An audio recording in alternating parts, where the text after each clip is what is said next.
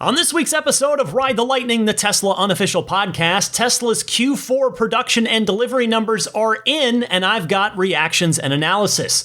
Plus, Tesla announces its first event of the year. Hertz's big Model 3 investment is already paying off. The Model S and X get a steering wheel option, as well as a few other tweaks and more.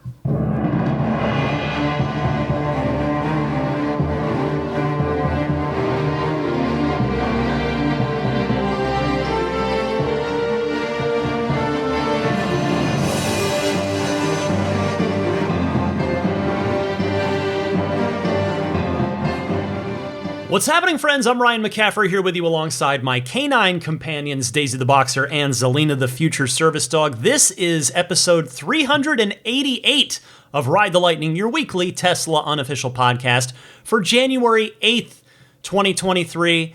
And this is one of those episodes, as I was preparing it this week, where I could not wait to record this tonight and get it out to you here, of course, every Sunday at 9 a.m. Eastern, 6 a.m. Pacific. There was so much interesting news. There's always interesting news with Tesla. There's always something going on, but the topics are downright exciting this week. So I have been looking forward to recording this. I hope you enjoy listening to it. Hey, a quick mini bit of news / PSA. Tesla's annual shareholder meeting is happening early this year relative to previous years. It's on May 16th. Now, a few weeks ahead of when it's usually held in early June. That is the benchmark here. And then even in more recent years, traditionally it was early June, and more recently, these last 2-3 years, it's been August or later.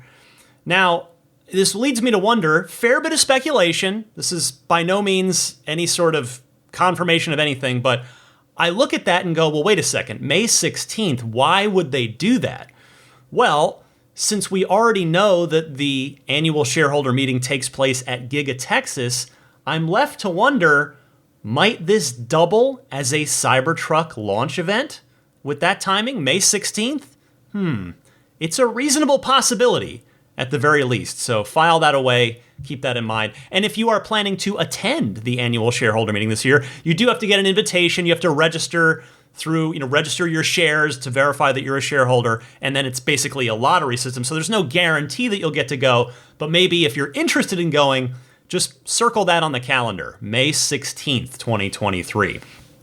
Before I get started with the rest of the news, I hope all of you backing me on Patreon at the appropriate tiers that get the lightning round mini episode each week enjoyed this week's mini episode, which I couldn't help but reflect back. As I was mentioning last week, this is the 9th calendar year that Ride the Lightning has touched. It's been going for like 7.5 years overall, but 9 calendar years it has spanned now.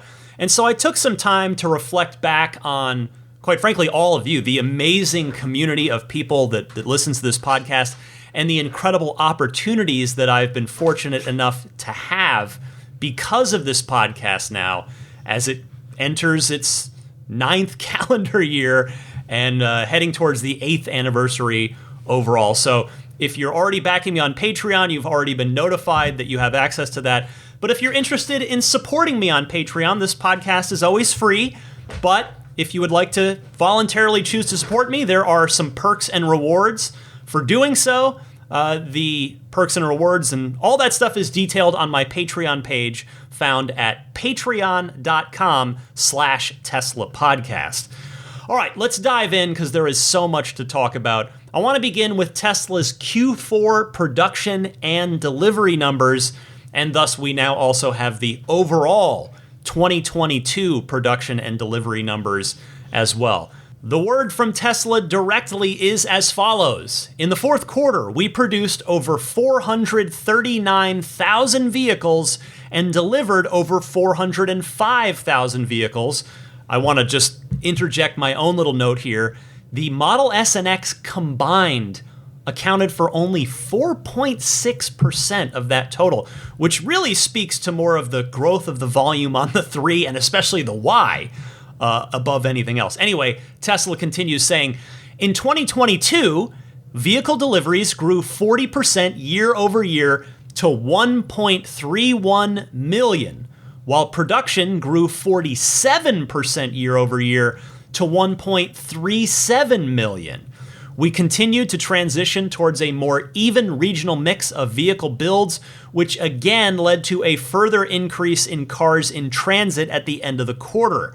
Thank you to all of our customers, employees, suppliers, shareholders, and supporters who helped us achieve a great 2022 in light of significant COVID and supply chain related challenges throughout the year.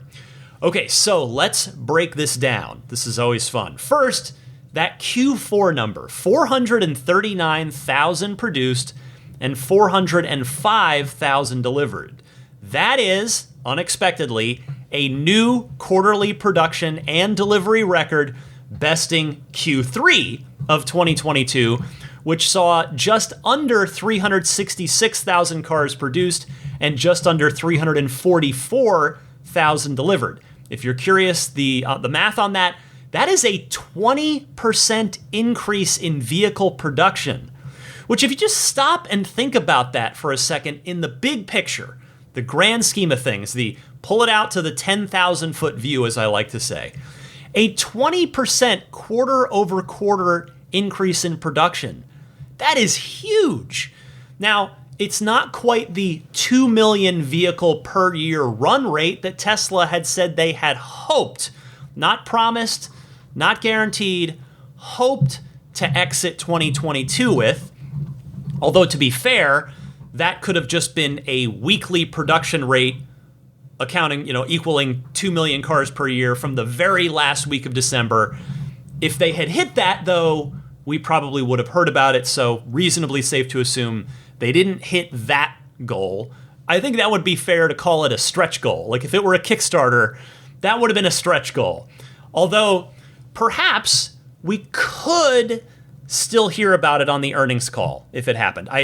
That call is happening, by the way, on January 25th. So I will have my usual highlights and analysis of the earnings call and the shareholder letter on episode 391, which is the episode that'll release on January 29th. Anyway, though, I do think that Tesla probably would have let us know about that production milestone if they had reached it. If they had exited the year at a 2 million vehicle per year run rate, I think we would have heard about it because Tesla's been tweeting about their other production milestones that they've been hitting at Giga Berlin and Giga Texas on the company Twitter account. Still, though, I don't want to get hung up on that. This is, quite simply, very impressive. The numbers they delivered. Now, was Wall Street happy? No. Are they ever happy? Rarely. So they did, quote unquote, miss expectations. They didn't meet expectations for Wall Street. The stock took a hit, but I'm not too focused on that. I'm focused on what they did achieve, which is pretty impressive. Now, Q4's production total, if we just take that, Tesla's been upping their production every single quarter, and they're probably going to be able to continue to do that for the foreseeable future. If we ignore the fact that they will probably be continuing to increase production quarter over quarter, if we were to just take Q4's total and extrapolate it out into 2023 for the next 4 quarters, that would extrapolate out to about 1.7 million cars for 2023. Except, barring any act of God level events like COVID, we know that it's going to be higher than that. Both Giga Berlin and Giga Texas are currently at 3,000 cars per week. Both are expected to reach volume production, which, as you know by now, Tesla defines as 5,000 cars per week, and that milestone is expected to be achieved by the end of Q1, so the end of March. So that's roughly, I'm going to do some back of the napkin math here, some rough math. Don't hold me to any of this, but I think these are reasonable projections. That would be roughly an extra 178,000 Model Ys that you could add on to that 1.75 million projection that I just did. That assuming it stays consistent, which it won't. Again, this is back of the napkin stuff, not any kind of exact analysis, But that alone would put them right on the cusp of 2 million cars produced in 2023, with a rough count of 1.934 million. Again, just taking Q4 and equaling that in the duration of 2023, plus the added run rate from the two new factories. Now, the Model S and particularly the Model X, they still have some room to ramp up a little bit more. The Model 3, probably good where it is, I would think, production-wise, but don't forget, we should be looking at roughly 6 months of Cybertruck production, give or take. Now, the first 2 to 3 of those are likely to be pretty low production. But let's just say 25 weeks of Cybertruck production for the year. That's just under half the year. Just call it half a year for simplicity's sake. And let's say I'm just going with an overall average of 1,500 trucks per week. Because again, it'll start out a lot lower than that. But it should get to at least double that by the end of the year if all goes well. Meaning that I personally will roughly forecast 40,000 to 50,000 Cybertrucks in 2023. Now, what that's not going to do is put much of a dent in the reservation tally. Many of you are on that reservation list. I am as well.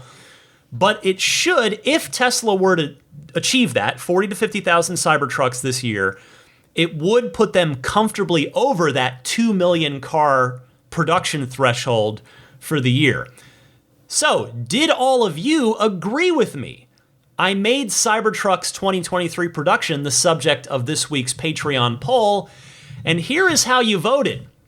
Most of you were not quite as bullish on this as I am. Out of 189 votes, 32, the votes were actually pretty evenly dispersed through 3 of the categories. So I did a 5,000 or less category, 5 to 10,000, 10 to 25, 25 to 50, 50 to 75, 75 to 100, and more than 100,000. None of you, 0 people, thought that there'd be more than 100,000 Cybertrucks produced this year. Good job, because you are absolutely correct. There is no way that Tesla's going to make more than 100,000 Cybertrucks in 6 months when they're at the very, very, very start of production. The plurality of votes went to the 10 to 25,000 category. 32% of respondents, roughly a third of you, then 30% said 5 to 10,000.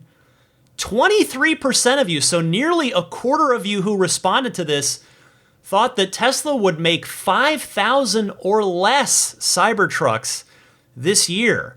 Now, again, I understand why you would vote that way. I really do. But I am definitely more bullish in this case. And then 2% of you thought 50 to 75,000, and 1% said 75,000 to 100,000. So, as the Tesla executive team has reminded us over and over again, by the way, the Patreon vote, the weekly poll, the Patreon poll, that is free to vote in. You don't need to be a Patreon backer. I put the polls up generally every Tuesday evening. You can just go to my Patreon page to vote. It's patreon.com/Tesla Podcast. I would love to have you participate because the larger the sample size, the better the results in terms of the health of the data there. Anyway, as the Tesla executive team has reminded us over and over again on the quarterly earnings calls, they maintain that they can hit a growth rate of roughly 50% per year. Some years more, some years less. But taking that into account, if Tesla was at 1.37 million cars for 2022, that would put the written in pencil forecast for 2023 at 2.055 million cars. And I think we've, or at least my maybe more optimistic Cybertruck projections, my little back of the napkin math has put me right about at that same point. So we shall see what happens, because there could certainly be significant headwinds to account for. Elon Musk is not the only prominent voice in the business world who has warned of a looming global recession this year, or at least a United States recession. So we hope that doesn't happen, but that is out there as something that is on the table. It is a possibility. There's also a serious COVID surge that is making its way through China right now. Now, whether or not that is going to have a direct effect on Tesla Shanghai in 2023, as it did in 2022, that remains to be seen. However, as always, I choose to be optimistic. And to that I'll say, Model Y may very well become the world's best-selling passenger vehicle this year. Model 3 is looking like it's going to get revamped as part of Project Highland. Well, not as part of, as defined by Project Highland. The Model S and the Model X, as I mentioned a moment ago, have room to reach higher production levels. And honestly, they have quite a bit of room to go up. By my estimation, they've got about 25% more ceiling there to go. And then, of course, to add one more optimistic note, the Cybertruck is finally going to hit the streets. So it is going to be a very, very fun year in the world of Tesla. Speaking of fun, the first Tesla event of 2023 has already been announced here in the first week of January. It's going to be the 2023 Investor Day.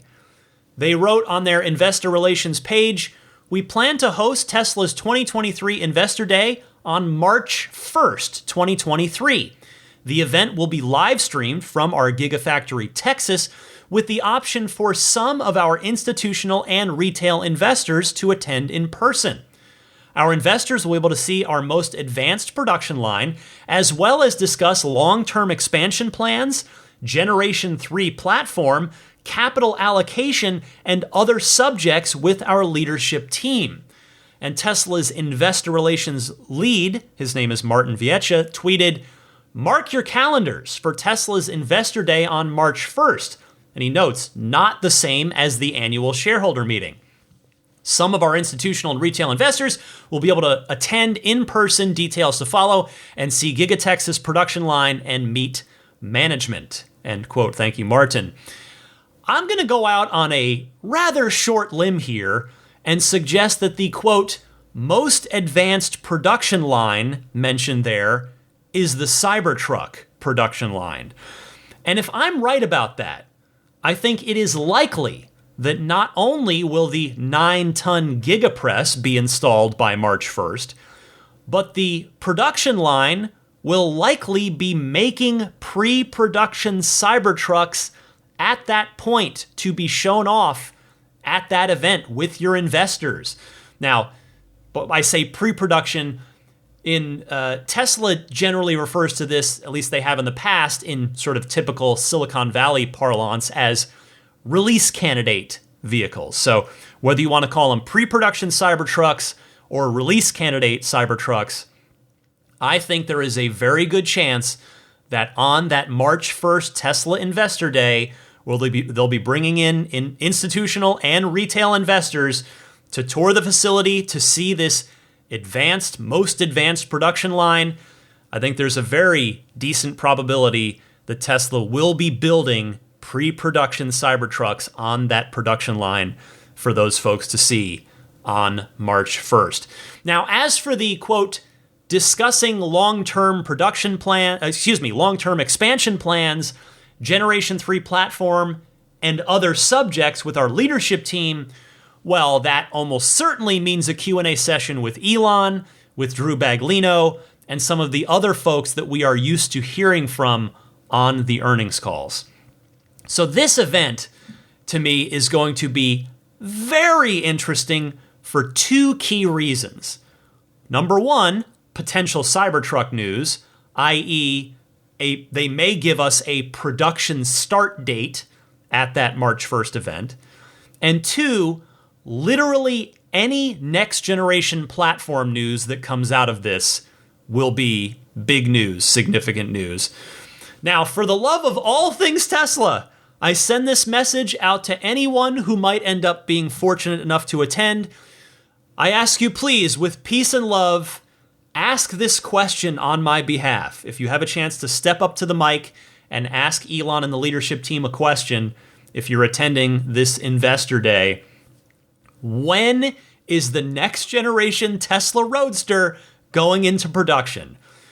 If Tesla's going to talk about future projects at this thing, which they are, they're talking about the next-gen platform, the Roadster should come before that next-gen platform. And so a question about the Roadster at that event in that context should absolutely be on the table. And I hope one of you or somebody will ask it. Now, I will do my best to get an answer to that question, that burning question of mine.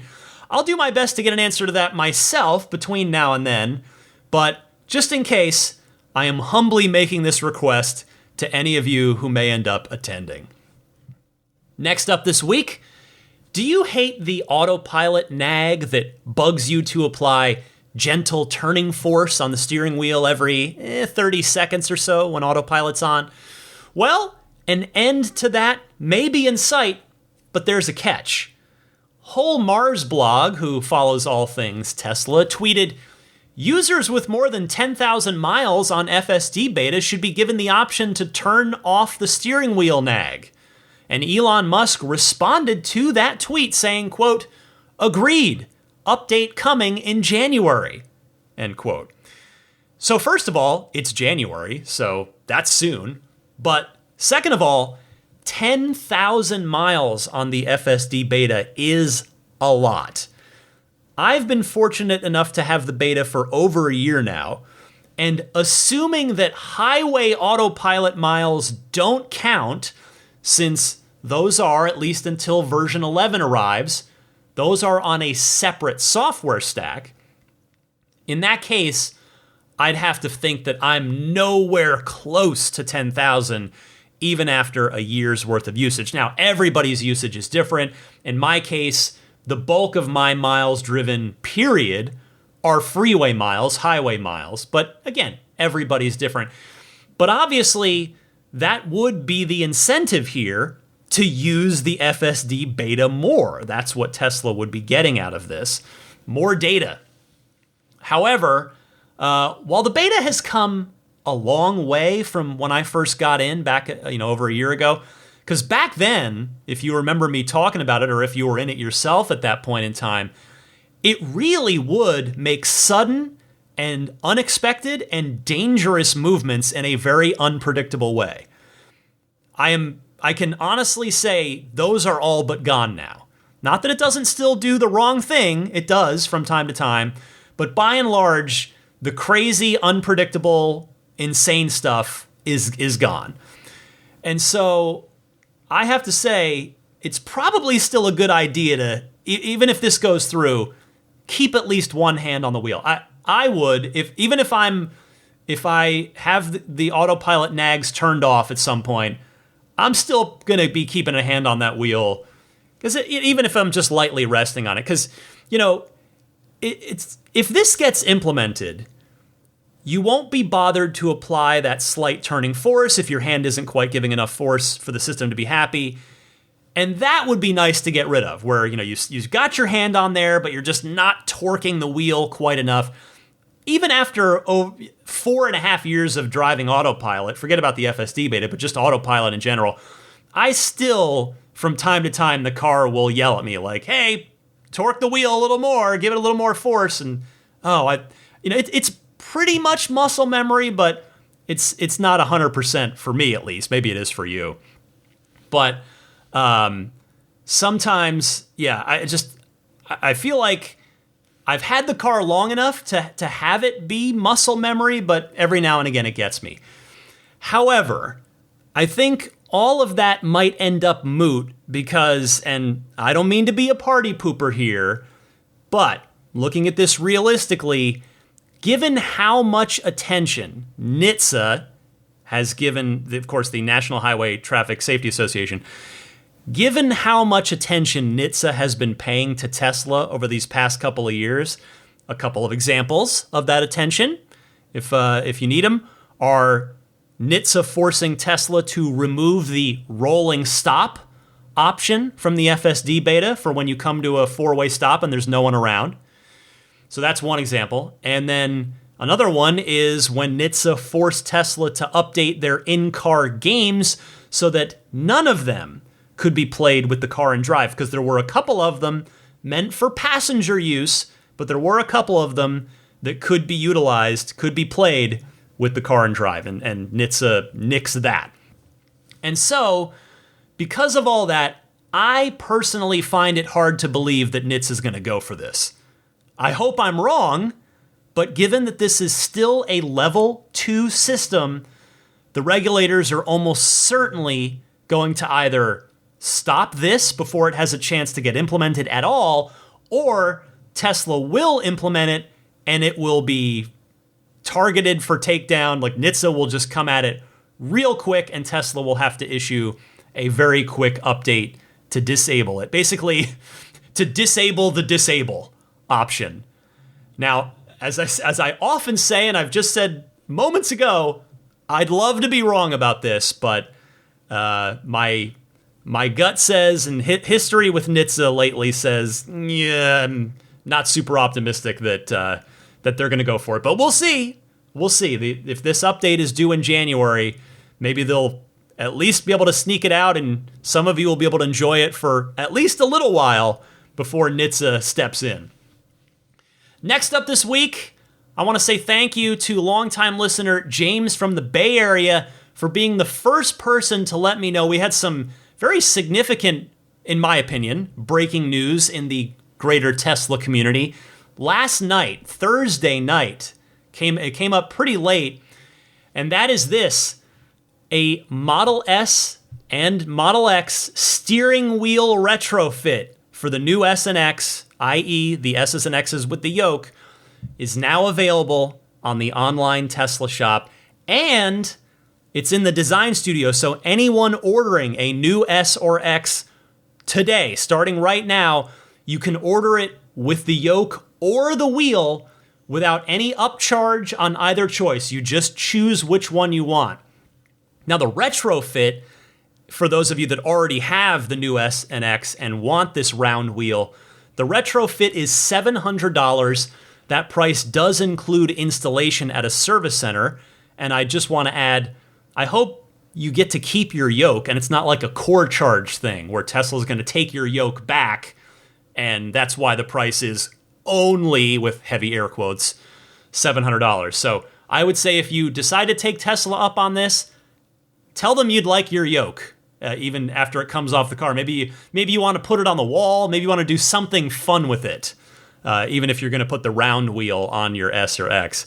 Anyway, the availability of the retrofit is going to be in March, per the shop.tesla.com website. The description reads as such: travel in luxury. Enjoy the warmth of a heated steering wheel and the touch of premium vegan leather in a traditional form factor. No stalks or shifters. End quote. Well, here's how I'm looking at this. We now have about a year and a half of community data on this at this point. And the bulk of the S and X owners that I have seen post online about it, that's not saying, it's not a blanket statement, but of the people that have seen fit to comment about it online, a lot of those S and X owners seem to really like it once they get used to it. Most of the long-term complaints that I've heard about the yoke are, in fact, about the buttons and the capacitive touch nature of those buttons as a replacement for the stalks. Not the yoke itself, but the buttons. Now, as you heard in Tesla's product description there are also no stalks that are part of this round steering wheel. It's still buttons. Now, this wheel, to describe it for you, it's pretty simple. It looks almost exactly like the yoke, except that the outer part is a round wheel rather than a more square-shaped yoke. Don't get me wrong, though. I want to be very clear. I am thrilled that Tesla is offering a choice to both existing owners of the new S and X and both brand new orders and prospective owners. Because now, personally, I don't feel like I have enough seat. I talked about this a week or two ago when I got to drive Victoria's Model X Plaid. I don't think I have enough seat time with the yoke to really make my own proper evaluation of it. But I'm so glad to see Tesla offer this, because here's how I do feel about this. And I've said this before.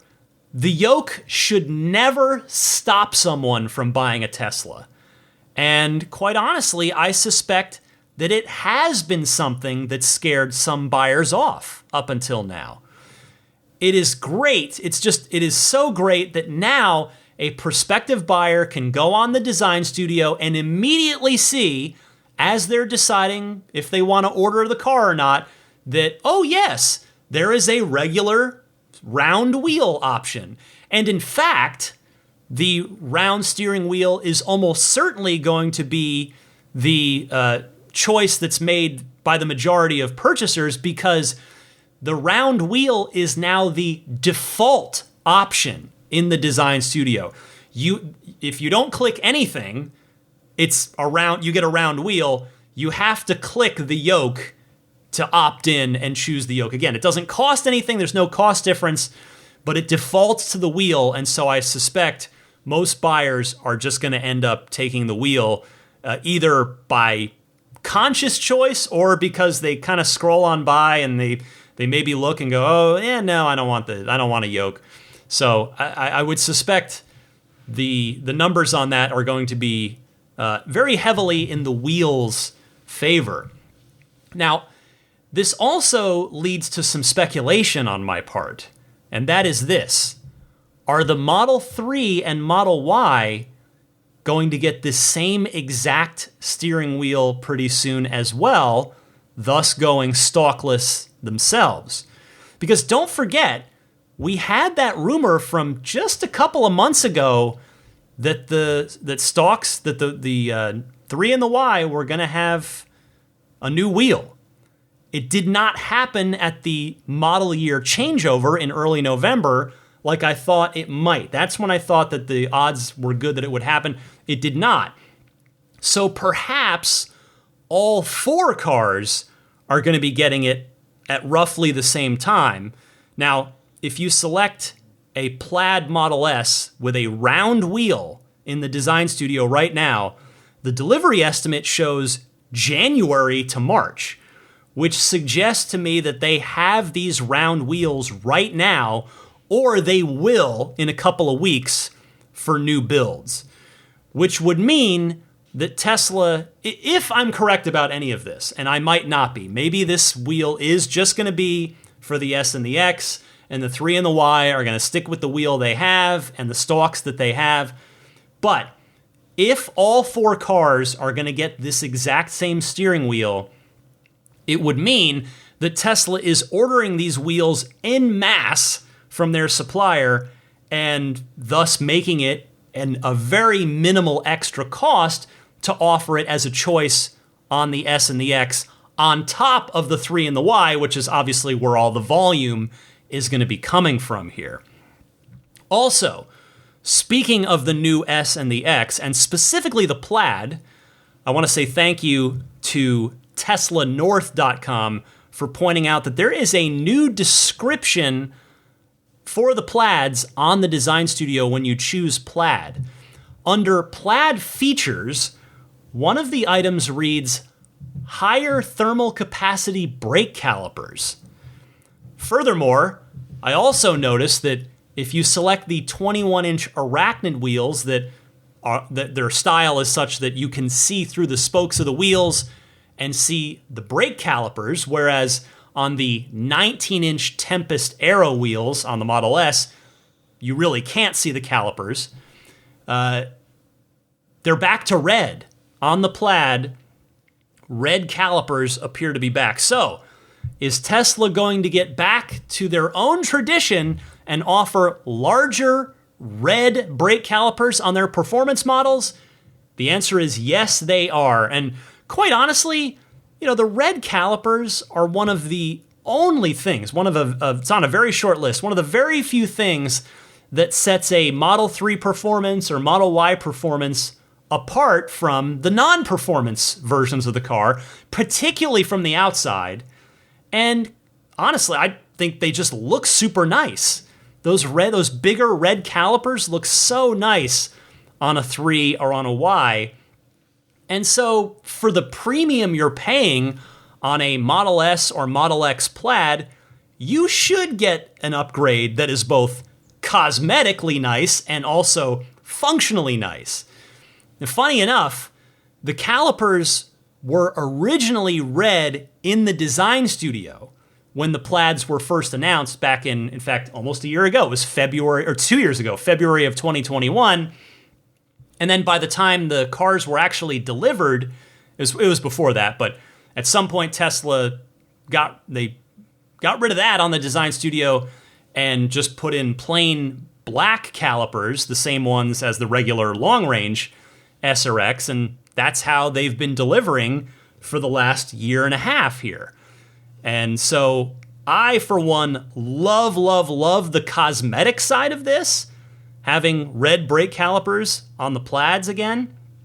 And more importantly, Tesla does appear to now be putting better brakes on the Plaids from a functional perspective, which is great to see because the common criticism of the Plaid from everybody from Marquez Brownlee, who is a Plaid owner himself, and the Throttle House YouTube channel, I really like their stuff.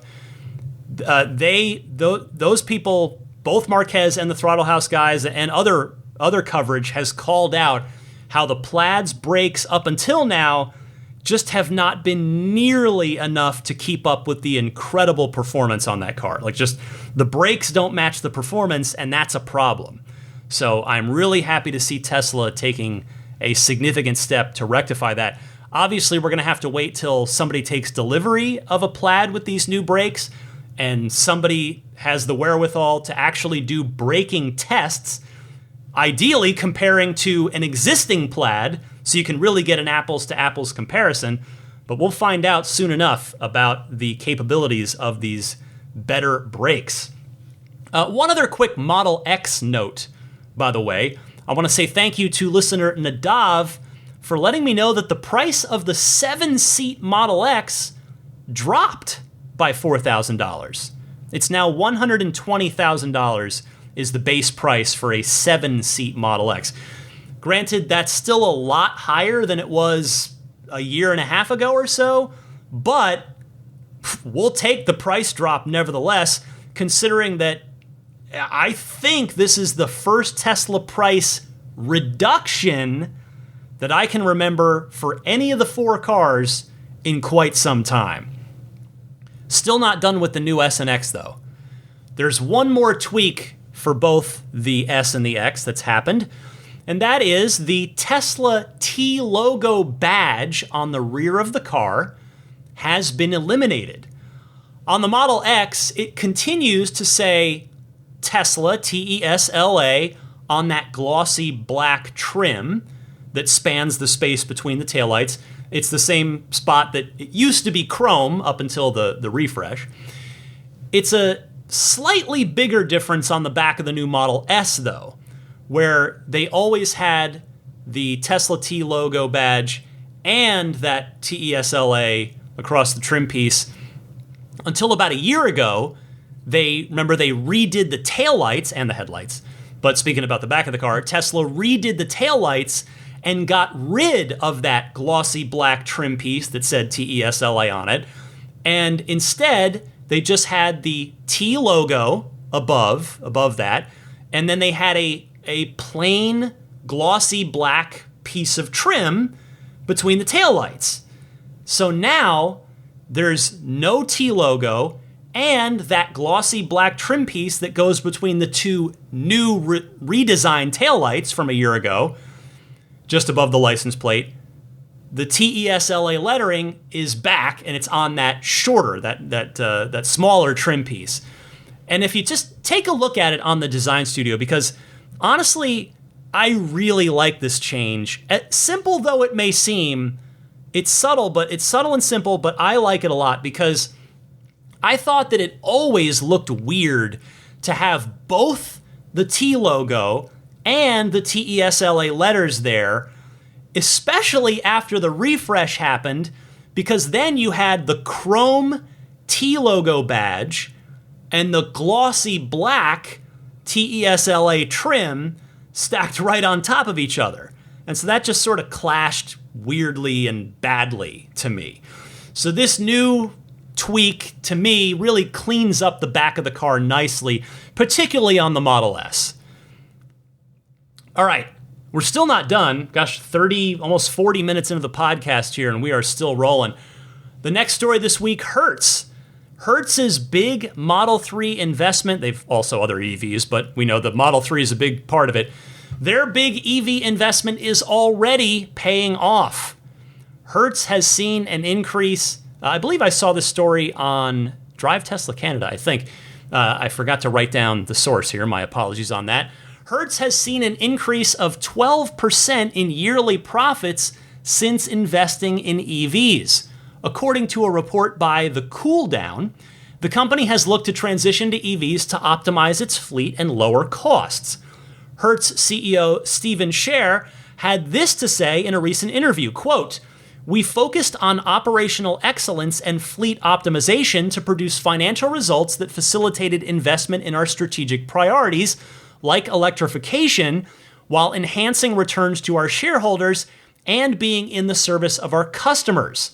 And so I think the opening of that valve, if you will, the supply of EVs to add to what we're doing around Tesla and Polestar, I think will be a positive, both in terms of customer experience and in the overall economic picture, end quote.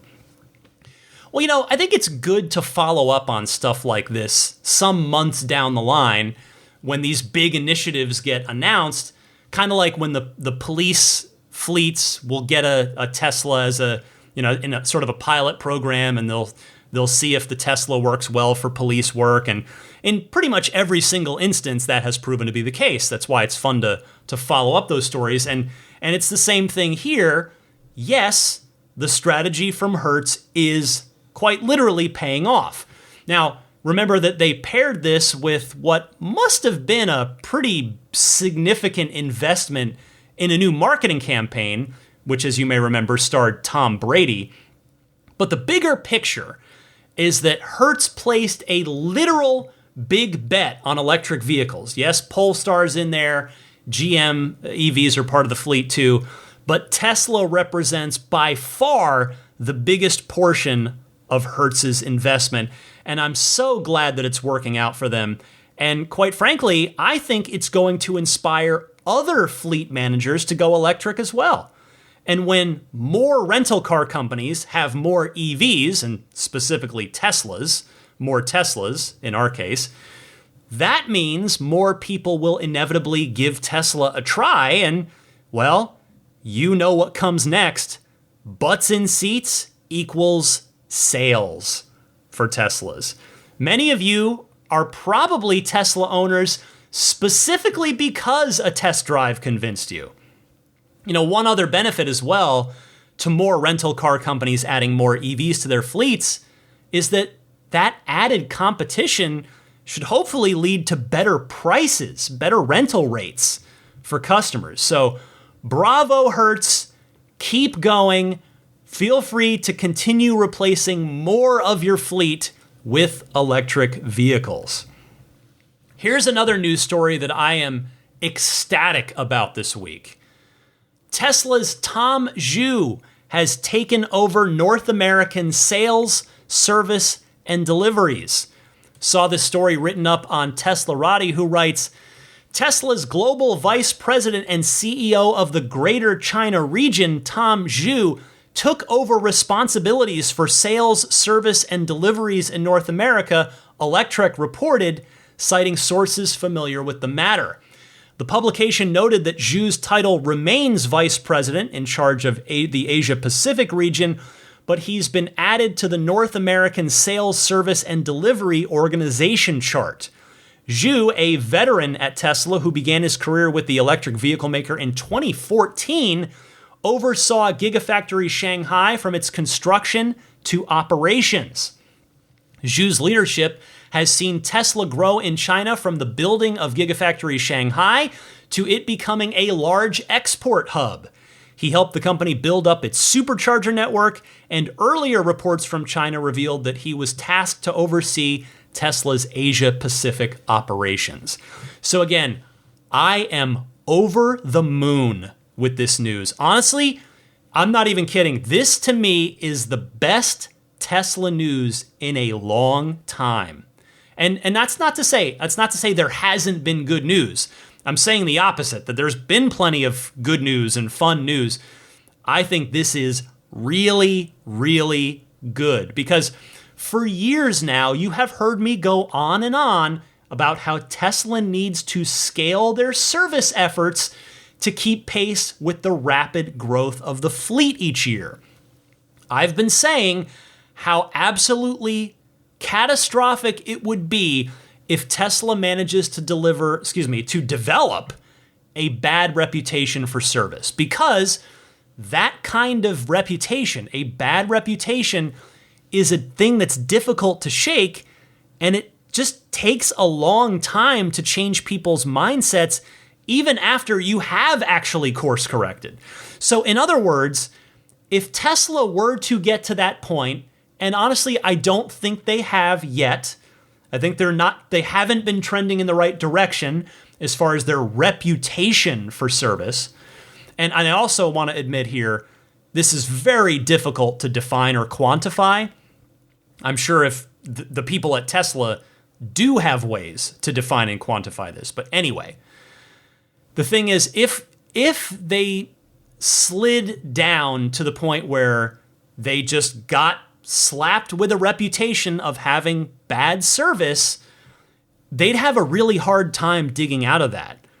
And it would harm the brand, and thus it would harm the company's mission and harm the EV movement in general. That to me is how significant service is. And I know I'm kind of looking at it from the more holistic picture, and I don't want to overlook the fact that I'm a Tesla owner, and many of you are Tesla owners. We just, as customers, want good service as well. So I'm not just looking at this from the Tesla corporate shareholder kind of perspective. I'm also looking at it as an actual owner who is going to need service from time to time.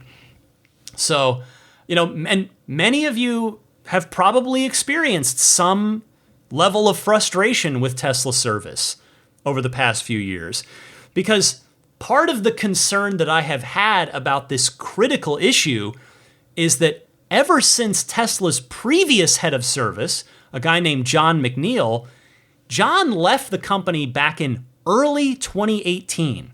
In fact, I looked it up, a month shy of 5 years ago, February of 2018. That's before I got my Model 3. That's before most of us got our Model 3s.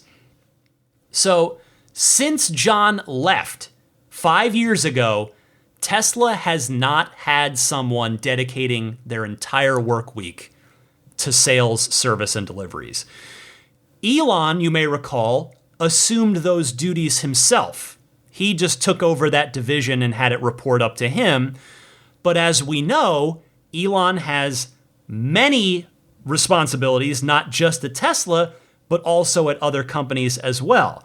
So just getting someone besides Elon, and I'm not trying to say Elon's bad at it, I'm just trying to say it's bad that there's not someone focusing on it full time. That's my point here. So, and that's why this is so awesome. Just getting somebody besides Elon in this role who can focus on it for 40 plus hours a week is huge. And it's even better that it's Mr. Zhu, who has, as you heard, has headed up Tesla China, aka the arm of the company that has exceeded literally every goal that has ever been set for it. So the fact that it's Mr. Zhu here, that just makes this even better, because his track record suggests that he is going to make a significant positive difference in the area of service. And so I Love this move. This is my favorite thing that happened in the world of Tesla this week. Even more than cleaning up the back end of the Model S, which, those kinds of little design things, I eat up. I love that stuff, but this is way better. This is so great. So welcome, Mr. Zhu, and we all as owners look forward to you improving every aspect of Tesla service. Finally this week, I hate to end on especially after I just came off a joyous story, but so many of you have heard about this. This was a big story this week. I would be remiss if I didn't mention it and just kind of react to it, basically. You may have heard this week about a Model Y with a family of 4 inside it that was driven off of a very rocky, very tall 250-foot cliff at a place called Devil's Slide here in Northern California. Now, so it starts out as a great story. 250-foot descent off this rocky cliff. The Model Y, the pictures of it are they are horrifying when you see the car. Like, the passenger area of the car is actually remarkably intact. The rest of the car is a pancake, which is exactly how it's designed.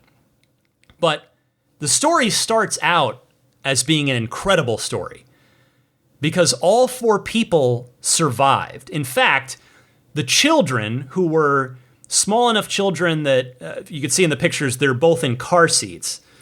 The kids were described by the fire chief on the scene as, quote, more scared than hurt.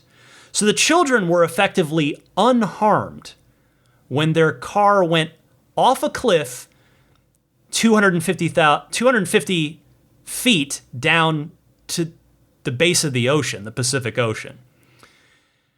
But then the story, unfortunately, takes an extraordinarily dark turn. And if you haven't heard this, I'll just mention it. This isn't really what I'm going to react to, but I have to pass this along because it is a critical component of the story. It's awful, but when the family was rescued, the father, the husband, the driver, was arrested on suspicion of attempted murder of his wife and child endangerment of his children, because the authorities have strong enough reason to suspect that this was done intentionally, that the vehicle was intentionally sent off this cliff. And so that's a whole other situation. Seemingly I would expect that the wife, or that the husband probably said something to the wife right before, kind of like I don't even want to make light of it. I was going to say kind of like the villain in a movie, like explaining why he did what he did. But even that kind of, anyway, I suspect that the husband said something, explained himself prior to attempting to kill himself and his entire family, and except the part where he happened to be in the safest vehicle on the planet. And so I am so thrilled. I'm so glad that after such a heinous and vile and despicable act, that the wife and children will survive, and of course the husband will hopefully be held to account for what he's done. But it just getting back to setting the context and the other parts of this story aside, which again, not to trivialize or minimize them, but I told my wife about this story. And you know what she said to me? And this is a person who, she's been driving her Mini Cooper for 18 years, whatever it is. I guess it's going to be 19 this year. And she's test driven the Model 3, and we were thinking about the Chevy Bolt, and Now we're kind of like, well, maybe, we'll just kind of hang back. Maybe we'll do the Cybertruck and just kind of hang on to the Mini for a bit longer. But she said, I showed her the pictures and I explained the story to her. And she said to me, again, remember, she's not a car person at all in any way, shape, or form. She is the opposite of me in that regard. But she said, with a dead serious tone and expression, she said, that makes me want to get a Model Y. Again, not trivializing what happened to that family, but it's really incredible that a Tesla was safe enough. Now, if things had gone differently, if the car landed on its wheels, what was left of them, and certainly I'm sure that could have, it's very possible that could have gone differently and not ended as well for the family. But the fact of the matter is I wish I had written down the quote. Dang it! I thought that same fire chief also gave a quote to the reporters covering the story, and he said, I'm gonna have to paraphrase now, but he said something like, we pull vehicles out of there all the time, they never live. I believe I've got that part of it exactly correct. I mean, he was very clear. He said this was a miracle, they never live. And so it really just reinforces, like, this reinforced why my wife and I we'd already moved on, but this solidified it. We have moved on from considering anything other than a Tesla for her next car, because this level of, and it's not to say that there are other EVs are safe. I'm not trying to say it's Tesla or nothing, and I'm not trying to say that, but Tesla has, objectively speaking, per United States and European government testing, the safest vehicles ever tested. And so that level of safety is priceless. It is absolutely priceless. Now, there's still, real life is real life, and you have to account for, well, not everybody can afford a Tesla, and that's why the third generation car that's 25 grand, 30 grand is going to be super important. But boy, it really was just a reminder that, yep, I am so grateful that I have the privilege of transporting my family in my Model 3, the safest car in the world, alongside the Y, with the S and the X not far behind it. I mean, it's really astounding what these cars and what the entire teams, the engineering teams, the material science teams, all the hundreds and thousands of people that design and build these cars at Tesla, what incredible work that they have achieved. And it's really astounding. So bravo to the Tesla teams, and I'm so glad that the wife and children in this heinous act and this horrific accident are safe, and they will get a chance to live their lives. And that's I don't know how to segue out of this one. I mean, that is the last thing I've got for you. I know I've been talking for quite a while. I'm going to do just a couple of quick Ride the Lightning calls for you here, so stick around. I'll get to those right after this.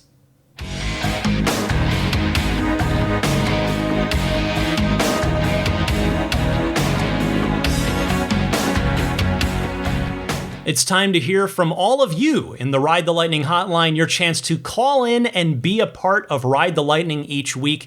If you've got a question, comment, or discussion topic for the podcast, please feel free to call in and leave me that voicemail. So you can either do exactly that by dialing up the Ride the Lightning hotline itself. It's a toll-free number. You can call at any time, 1-888-989-8752. That's 1-888-989-TSLA. Or you can take that same call, and please try to keep it to 90 seconds or less so that I can get to as many people each week as possible. And you can use your smartphone's built-in voice recording software, record it, and then email the file to me at teslapodcast@gmail.com. And the Ride the Lightning hotline is provided by lifeonrecord.com. Big thanks to them. If you know someone special with an upcoming birthday, anniversary, graduation, or some other special occasion, you can give them a unique gift of recorded voices from friends and family telling them why they are special. The recordings can be podcasted or put onto a keepsake. Again, you can visit lifeonrecord.com to learn more. Let me go to Darren from Northern Virginia. Hey there, Ryan. Hope you're doing well. This is Darren again from Northern Virginia. Loved your predictions episode last week. I have two thoughts regarding the magical price tag of the Cybertruck. I really hope that you're right on the $95,000 price tag for the quad motor. I think that it would be such a bummer to see it at over $100,000, but I wouldn't put it past Tesla, honestly. In that regard, after seeing the updates of the latest prototype and some unannounced upgrades to the truck over the past 4 years, do you think that it is also possible that this might be in the Model S or Model X price category? I can kind of see it going both ways in that the demand is there and the quad-motor Cybertruck will have a range of over 500 miles, thus outclassing the Model S and X. I really hope that Tesla considers this vehicle to be a high-volume vehicle in the same vein as Model 3 and Model Y, but I can also see them viewing it as its own category and pricing it as such. My second thought is, do you think that it is also possible that they might offer 2 tiers of quad-motor Cybertruck? One a plaid with a reduced range but quicker 0 to 60, and one with 500 miles of range and a slower 0 to 60? Thanks once again, Ryan. Darren, thanks for calling in. I don't think the quad-motor Cybertruck will quite reach Model S and X levels price-wise, at least not without adding full self-driving. And here's my reasoning for that. Number one, it's not a luxury vehicle, obviously. It's utilitarian. 2, the competition is not over $100,000, other than the Hummer EV, but, that beast is kind of in its own class, if you ask me. By comparison, the Rivian R1T, if you load it up, maxes out in the low 90s. And Tesla also is not the first to market in this segment. That does matter. Number 3, one of the key reasons that the Cybertruck looks the way it looks and is the way it is because it's supposed to be much simpler and cheaper for Tesla to build. While, lower production costs aren't necessarily a guarantee that the company's going to pass any of those savings along to the customer, I just don't see the quad-motor Cybertruck being priced as high as a Model S, which, as you know, starts at $105,000, even with a 25% range advantage. It's a utilitarian truck versus a premium luxury performance sedan.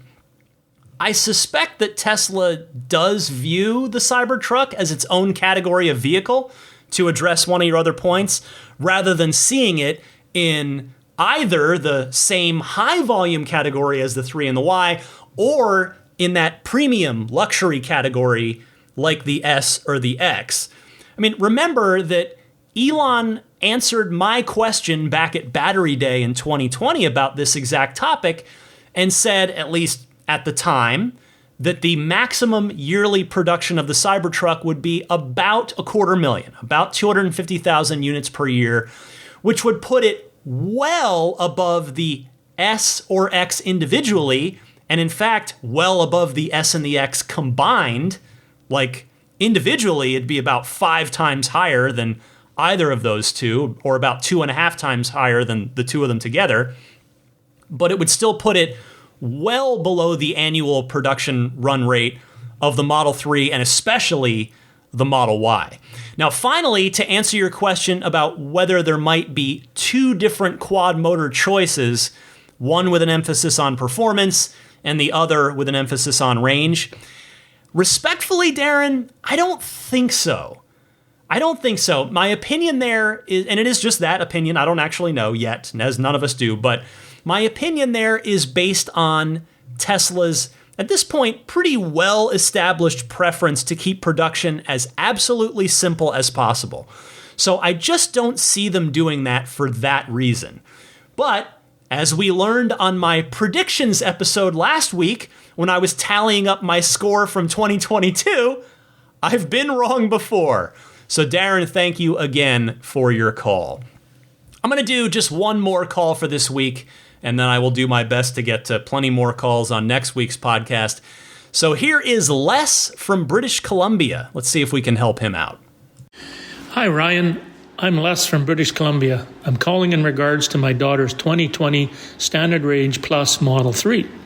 There have been times recently, approximately 3 times in the last 2 months, where her car will not go into gear, making the car undrivable.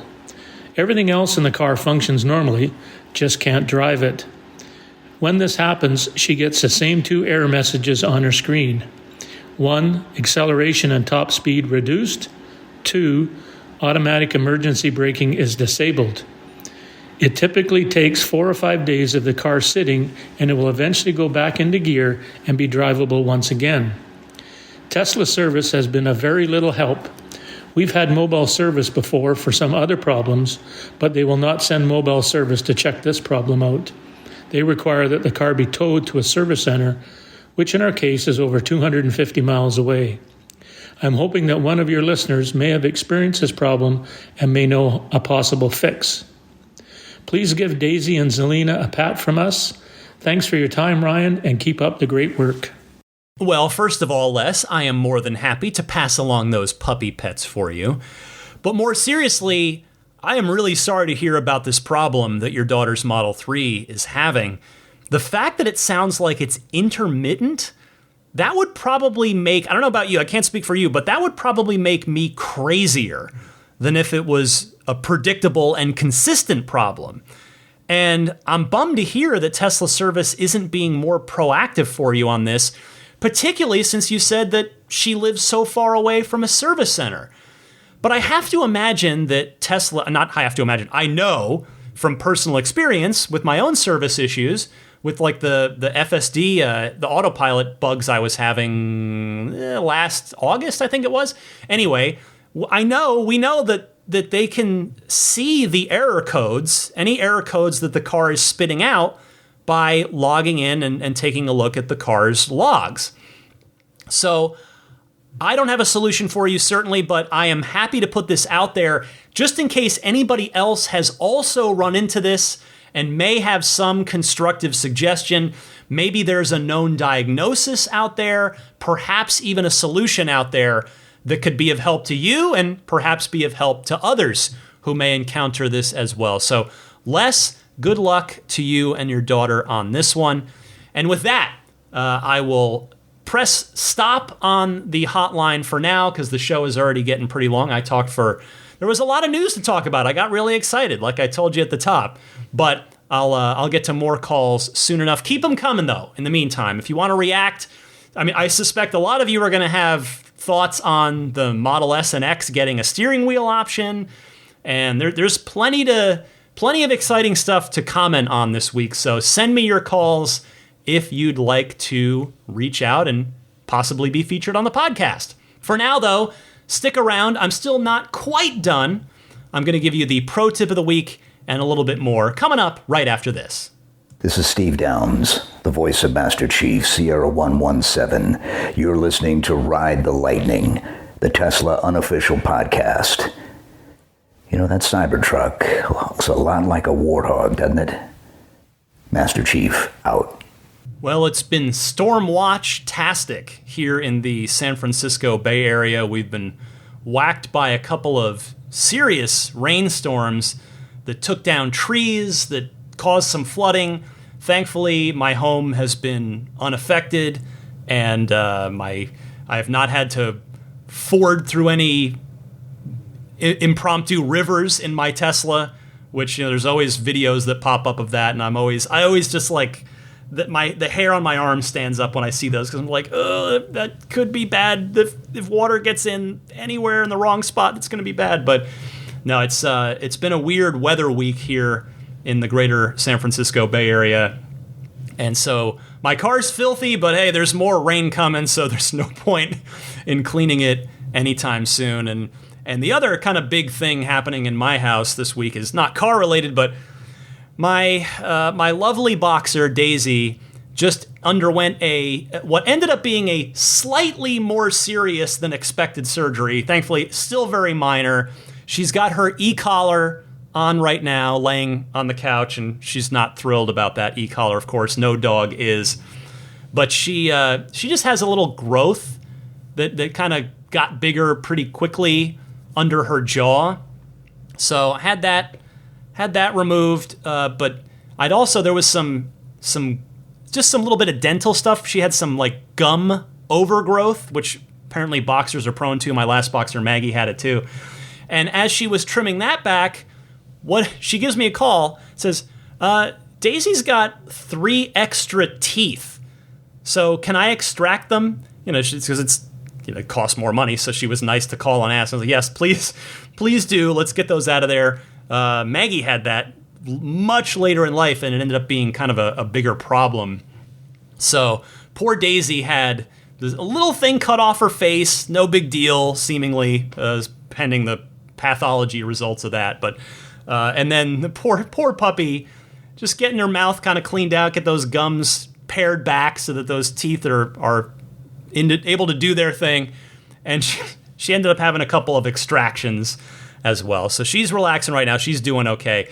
The big problem in the house right now is that Zelina, the way she plays with Daisy is by, she uses her little puppy teeth and she grabs onto Daisy's neck, and that's how they play. And in fact, today I had to take Daisy back because one of the stitches got busted. So I was not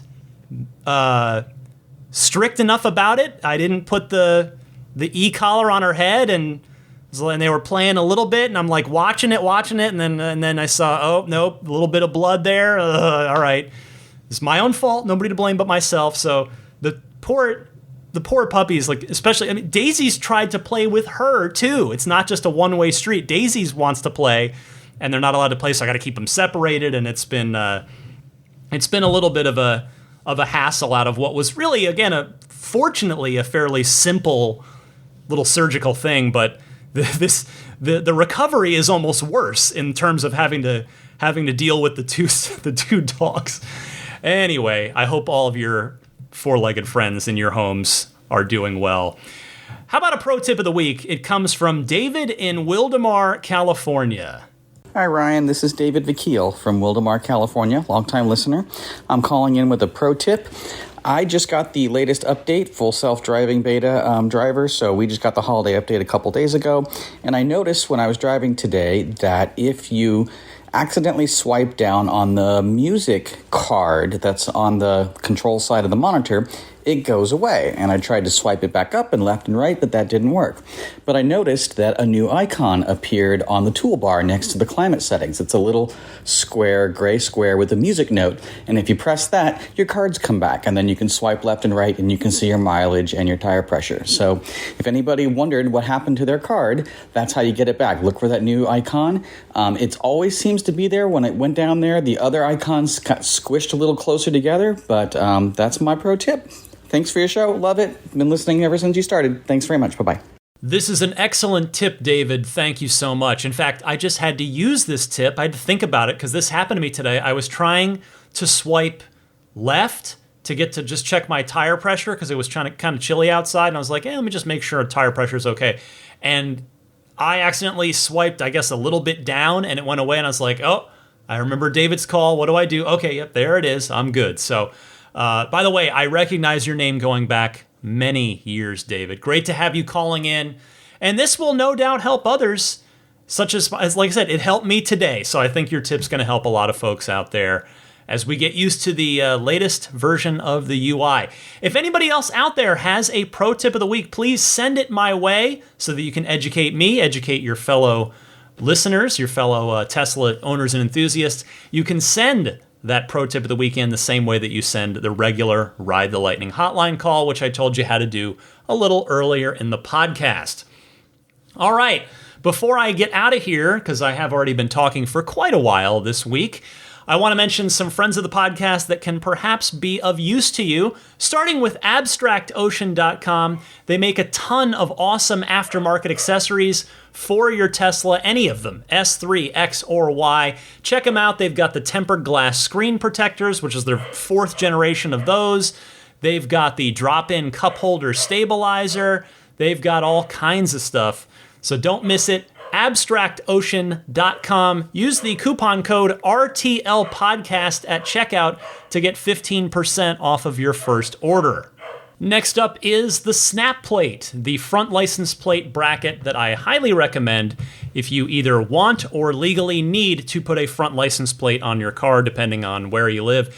It's paint safe, grill safe, radiator safe, autopilot safe. It's a nice, clean, minimalist design that blends really nicely with the front end of the Tesla when it's installed. And if you choose to remove it, whether you're detailing it or taking it to a car show or what have you, it will leave no unsightly hardware behind when it's removed. Make those fix-it tickets go away for those of you who, like me, maybe don't like having to use a front license plate so much. Get yours at everyamp.com/RTL. That's everyamp.com/RTL. An update on my solar installation with Budget Safe Solar. We are now at the final phase where we have apparently a 4 to 6 week wait while we get the final sign off. So it looks like all the permitting's good, all that stuff. So it's just the permission to operate, the final stage. So I'm kind of annoyed that it's 4 to 6 weeks, but I guess if it's got to drag on like this with this red tape that at least you probably don't have in your state, for those of you outside of California, but at least it's the winter. Because if it were the summer, I'd be missing out on the literal peak energy generation time. So anyway, if you're interested in solar and it doesn't work out with Tesla Solar for whatever reason, as it didn't for me, I implore you to at least take a look at budgetsafesolar.com. They will take good care of you, as they have been taking good care of me thus far. So check them out. And if you do proceed with an installation for your home or business property, please use the referral code RTL. Immaculate Reflections, if you are in or going to be in the greater San Francisco Bay Area, don't forget to take your car over to Immaculate Reflections for a spa day. Whether you want ceramic coating, paint protection film, paint correction, or one or more of those, check it out. IR Detailing's the website to go to get in touch with the owner. His name is Jeff. And if you do reach out, and if you do book work with him and say, I'm a Ride the Lightning listener, may I please have that discount? He will say, yep, no problem, and you'll get a nice little discount on your work. So the Yelp, if you want to take a look at his Yelp reviews, is yelp.com/Immaculate Reflections.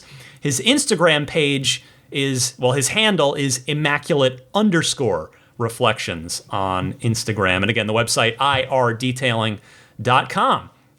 Meanwhile, puretesla.com has your one-stop shop for dash cam and Sentry mode setups because, well, it's a good idea to have a micro SD-based solution because micro SD is really designed much better for the constant reading and writing that the dash cam and Sentry mode need to do compared to regular USB flash memory.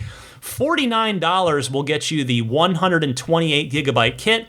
$69 if you want to step up to the 256 gig. Comes fully formatted, out of the package, ready to plug straight into your car and just work.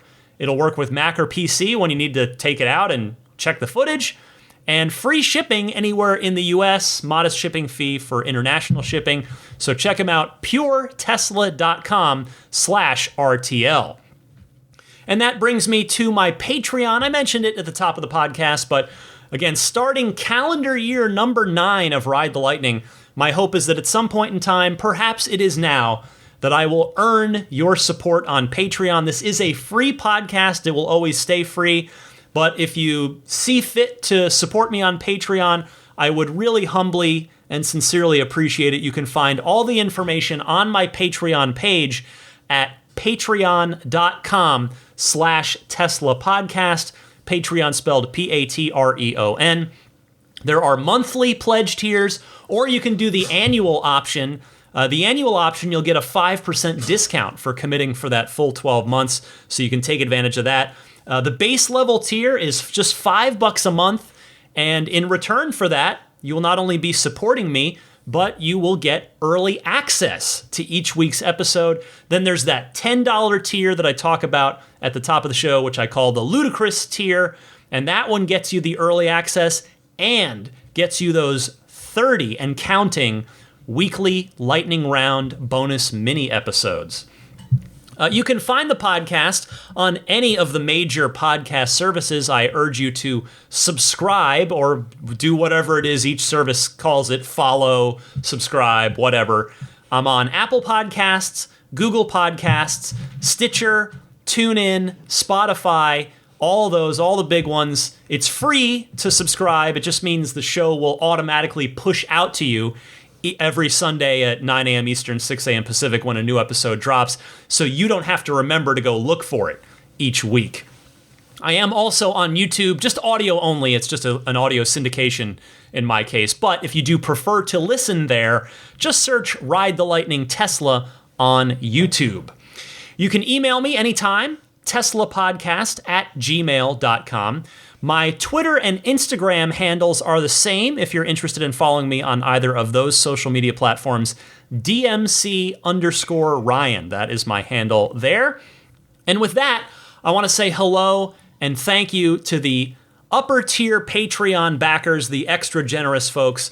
I'll start with the Plaid level supporters. They're grandfathered in. The Plaid tier itself is no more, but Plaid continues on.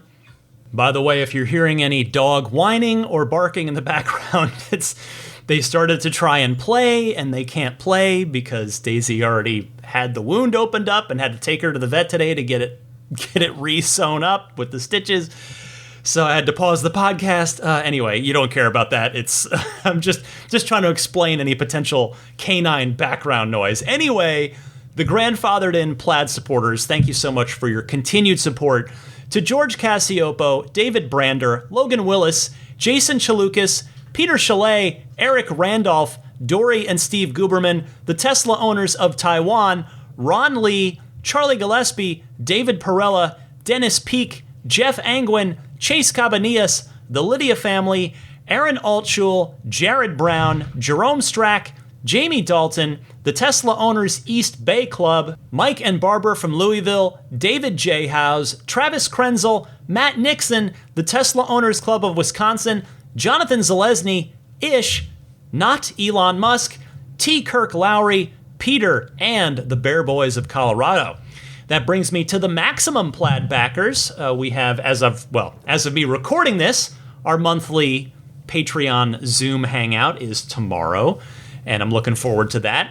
And hopefully a lot of these folks will be there. They are Jonathan Wales, Cameron Clark, Daniel Grummer, Seth Capello, Nick and Tony, the Galpin family, Ryan from Las Vegas, Darren Nickel, Kaz Barnes, Ulrich Lassa, Brett Libano, Patrick Wisniewski, Gil Cabrera, Watley, Eric Brown, Mark Eversole, Todd Badger, Joe Edgel, Kevin Yank, the Tesla Owners Club of San Joaquin Valley, Michael Williams, Will Stedman, Mait Suaru, Derek Nesselrote, Justin Perez, Jeremy Harris, Chris Beach, Tom Mills, Alex Brem, Tyler Smith, Corey O'Donnell, Matthew Graham Dronberger, Scott Gillis, Aaron, John Cody, Andre Kent, Joel Sapp, Kim Bay, Paul Casarino, Richard Corley, Chris Osborne, KB, We Drive Tesla EV Luxury Car Rental in Oahu, HaloBengals.com, Chris Pratt, Ken Epstein, Doug Carey, James Gregory, and Adam Lavoie. Finally, an extra big thanks to the extraordinarily generous folks in the Roadster in Space tier category of the Patreon, the highest tier. Thank you very much to Pete White, Lyle Austin, Steve Radspinner, Fernando Cordero, Lawton from Chicago, Sean Neidig, Neil Weaver, Jackson Wallace, Rolf and Jennifer Evers, Howard Anthony Smith, Victoria Iacovetto, Tesla Hitchhiker 42, and Kara Weston. With that, I've come to the end of the very long episode 388. I hope you enjoyed this one. As I said, I was just having a ball putting this one together because one interesting, fascinating, compelling story after another kept coming into play. I really enjoyed talking about the changes to the Model S and the Model X, and the return of the new, the return of a steering wheel option, and the return of the red brake calipers, the tweaks to the rear end. All that's, I just love all those little design elements, and certainly it was fun to dig into the production and delivery numbers for Q4 and thus for the whole year. Just an extra fun episode for me. Hopefully it was for you too. Happy electric motoring, and I'll see you soon.